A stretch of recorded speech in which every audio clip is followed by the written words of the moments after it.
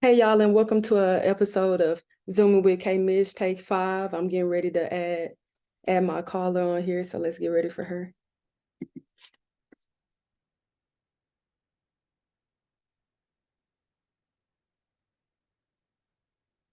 Hey girl. Hello. Hey, thank you for being on my Zooming with Kaymitch today. I'm happy to have you as a guest. Why don't you go ahead and introduce yourself, your master program, with school, and your hometown? Yeah, no, I think this is super cool that you're doing this. And so I was really excited when you hit me up because I had seen it a couple times. But I'm Maddie Miller. I am currently living in Dallas. I'm also from the Dallas area. I played at Wiley High School. I played basketball, collegiate basketball at Abilene Christian University for 5 years. So I was in Abilene for a really long time. And then now I'm currently at SMU getting my master's degree in sports management. Wow, that's awesome. I remember playing you so many times from our Lamar and our battle. So man, we just go, way back. But starting off, um, so after graduating from ACU, how did you come across getting the SMU position? Yeah, so it was really cool actually. I got to join what they call the program, and it's ran at the Final Four every year, no matter where the Final Four was. Luckily, this year was in Dallas, so it was like really close to home.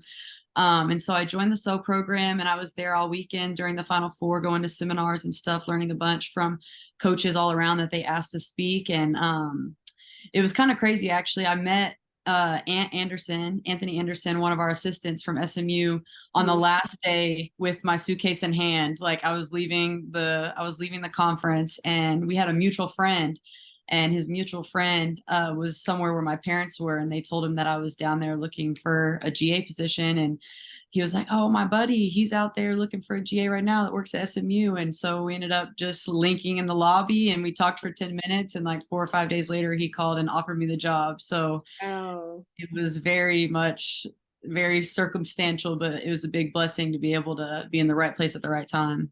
Absolutely, no doubt. I mean, SMU is a big, big, well-known school, and for you to be from Dallas and to still stay in Dallas close to home, I'm pretty sure, you and your mom and your family love that, and that's amazing. Like, that's a great school as well. So, um, as a former player, what do you want your current players to know mentally about basketball, whatever, how to deal with it? Yeah, I think being a player, you experience a lot of ups and downs, and like we Right. understand like the peaks and the valleys. And I mean, when you're removed from it and retired like I am now, like it doesn't seem as big as it was like in that moment. And so I Right. think like especially being a GA now, like I do a lot of I help a lot in practice, but like I'm not obviously like the biggest voice anymore. So I get to observe a lot and learn a lot. And I've had a really good privilege to be around great coaching staff at SMU so far. And so I've been able to like kind of see how they take that into hand. But I think for me, it's just going to be kind of talking to players about preparation. Like, that all of these, we know everything's coming. We know that preseason's coming. We know that we're going to have homework. We know that we're going to have to go to practice early for this and get Right. extra weight in for that. And so, like, sometimes when you're not really prepared for that, it can kind of all come at once and feel super overwhelming. And I think when I was a freshman, that kind of hit me, and like my time management skills in high school, like I Yeah. doing whatever I wanted, just like the rest of us student athletes. Like Uh-huh. we went to class and we were the class clown, and then life was easy. And Right.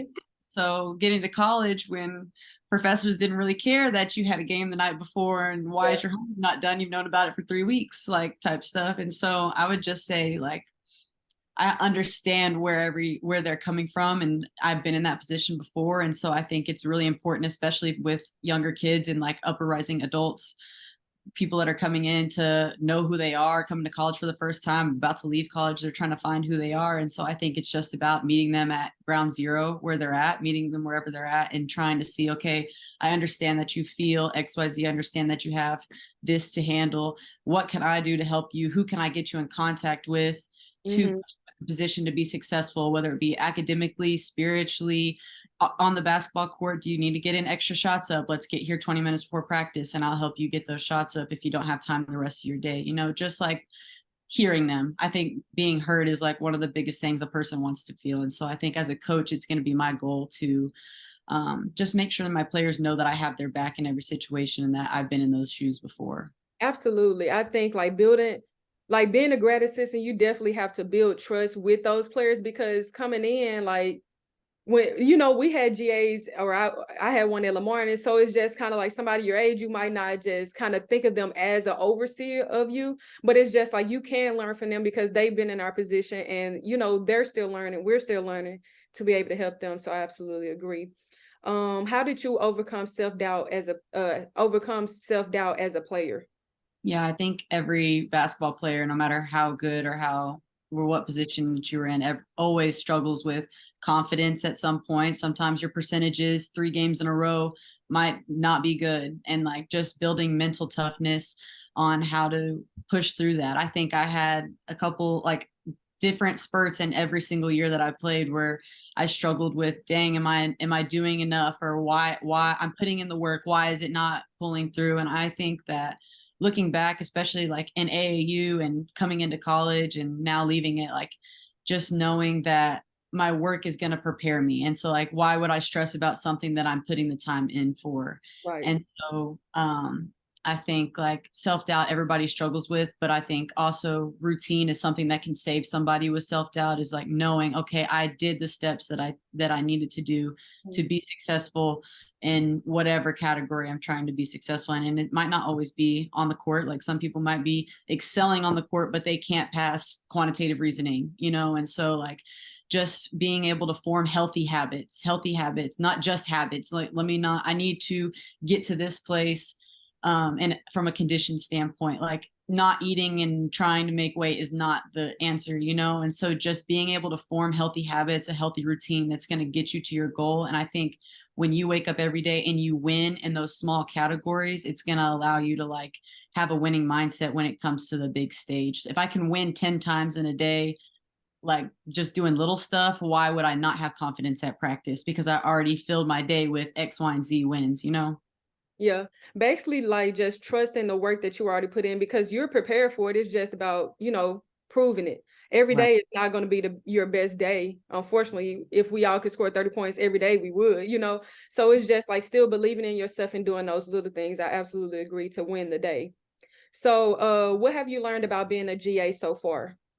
I'm actually in a really cool position where there's only 2 of us at SMU.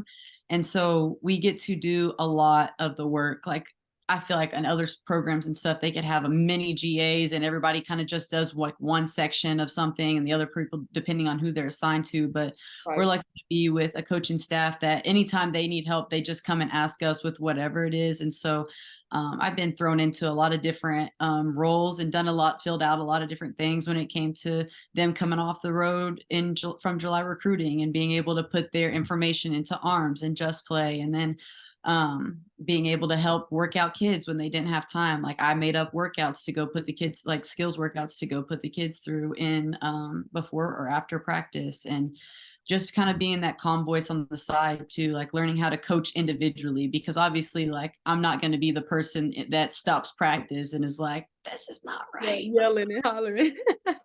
Not my role, and I'm okay with that right now. I'm not ready for that, but I feel like I'm also kind of a practice player too for us sometimes. And so it's definitely been a place where I've tried to learn how I can coach individually. And now I've built like the relationships with the kids. I've been there since June or July, so they know who I am and they know that I have their best interests, and I'm kind of going off of what the coaches are saying. And I think that they respond really well, some of them, to like individual coaching instead of being, so I guess to say what I've learned a little bit of everything, and I still have a lot to learn just with season coming up. It's going to be a whole bunch of different paperwork and learning how to do Yeah. scouts, cut film, and just give the coaches what they want and produce their work how they would want it produced. And so, but it's been a great learning curve right now. I'm really excited. And we have like I said, we have a good coaching staff that's been super patient with us, but also like helping us learn how to do it correctly. Good. That's amazing. Last question. What advice would you give up and coming hoopers right now? Mentally, physically, any advice that you have for them?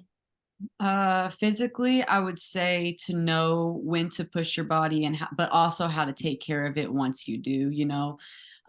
Me personally, I struggled with being in shape year round. Like in season, I was good, but like when preseason came after coming off season, like it was always so hard on my body because took a little too much break, or ate ice cream a few too many times, and so just trying to find like a consistent routine for your body to like not ever make it too hard on yourself. You don't ever, if you can get to a certain peak, like it's better not to go up or down from that year round. And that's just on a physical standpoint. Mentally is just always teaching yourself how to be stronger mentally, pushing yourself through boundaries, not taking things as people are saying it, listening to what they're saying, and listen to hear and not listening to respond.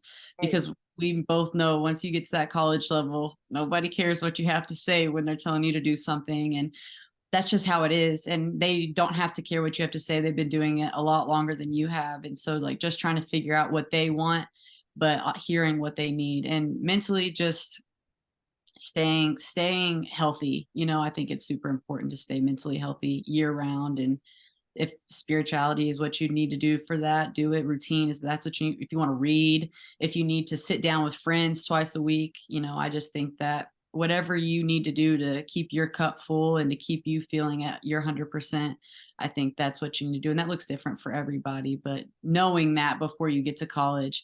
And I think athletes nowadays too, social media is huge, like taking advantage of, so it wasn't like that when I was, No, it went, yeah.